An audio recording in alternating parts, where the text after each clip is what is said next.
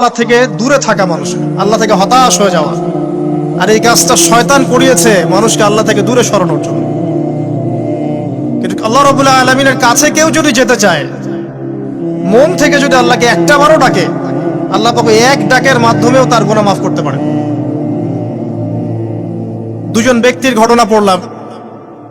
একজন ব্যক্তি প্রচন্ড রকম আবেদ, প্রচুর ইবাদত করে। আপনারা জানেন ইবলিসও কিন্তু আবেদ ছিল, ইবলিস কিন্তু প্রচুর ইবাদত করেছে। এখন ওই ব্যক্তির একজন বন্ধু ছিল, এটা বনু ইসরাইলের ঘটনা। তো সেই বন্ধু পাপী ছিল, বিভিন্ন কবিরা গুনাহ করত। আর এই আবেদ ব্যক্তি বারবার তাকে নসিহত করত, গুনাহ ছেড়ে দাও, তুমি পাপ করছো, গুনাহ ছেড়ে দাও।